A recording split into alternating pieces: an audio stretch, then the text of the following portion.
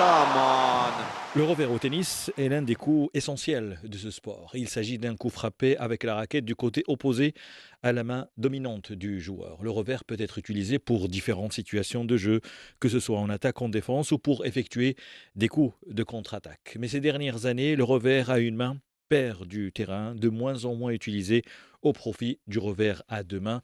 C'est très rare, Abdrahim Moundir, le consultant de Médien pour la petite balle jaune. C'est pratiquement un phénomène de mode. Ça ne date pas que d'hier. Ça fait très très longtemps qu'on disait que le revers à deux mains allait remplacer le revers à une main. Pour une raison très très simple, c'est que les joueurs et joueuses commencent à jouer très très tôt. Et comme ils n'ont pas assez de force, ils sont obligés de jouer côté gauche, ou pas côté revers, parce que pour le gaucher, ça sera côté droit, de jouer un revers à deux mains, parce qu'ils n'ont pas de force, et voilà.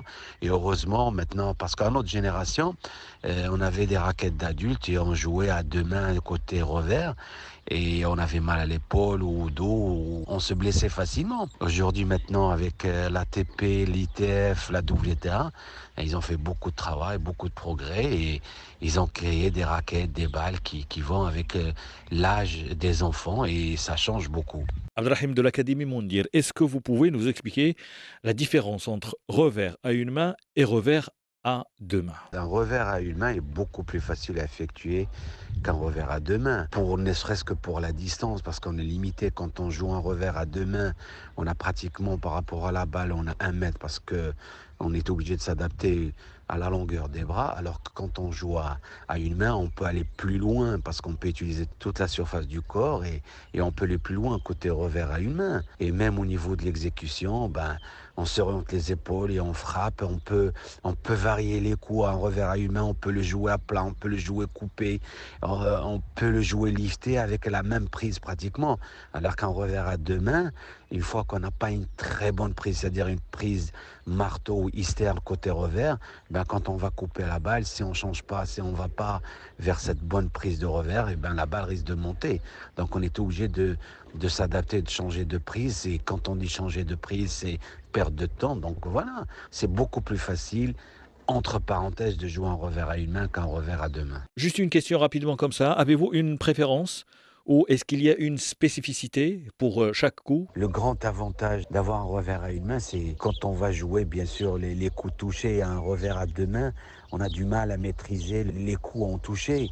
Et surtout quand on veut jouer les attaques en slice, en coupé, arriver à la volée. C'est là où encore le problème est très grand. C'est quand on arrive à la volée, on est obligé de jouer des volées à une main. Et là, quand on passe de volée à deux mains à une main, c'est très très difficile.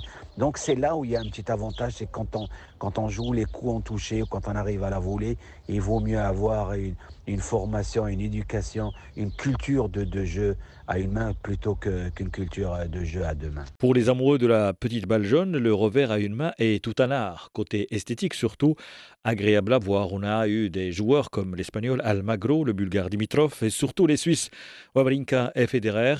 Ils étaient très à l'aise et trouvaient des angles impossibles, c'est Abdrahim. Un joueur comme Federer qui joue un revers de rêve, un des meilleurs revers de tout le temps, lui, Wawrinka, Dimitrov, donc ils jouent des revers à une main, peuvent trouver aussi des angles très difficiles à trouver pour le commun du mortel. Donc il y a le pour et le contre. C'est une question de feeling, de durée de temps avec lequel on a grandi, une question d'adaptation, une question d'éducation.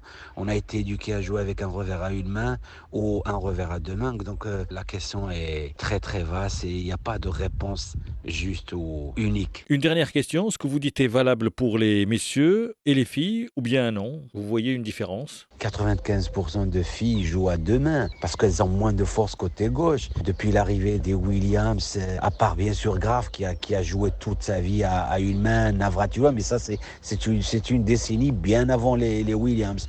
Alors les Williams sont arrivés avec leur revers à deux mains et en plus avec l'appui ouvert côté revers, on a l'impression qu'ils se baladent, qu'elles ont plus de temps à jouer à deux mains. Quand on voit aussi Onjaber aujourd'hui, quand on voit Sabalenka, c'est que des joueurs Goff, c'est que des joueuses qui jouent à deux mains. C'est beaucoup plus répandu que chez les femmes que chez les hommes.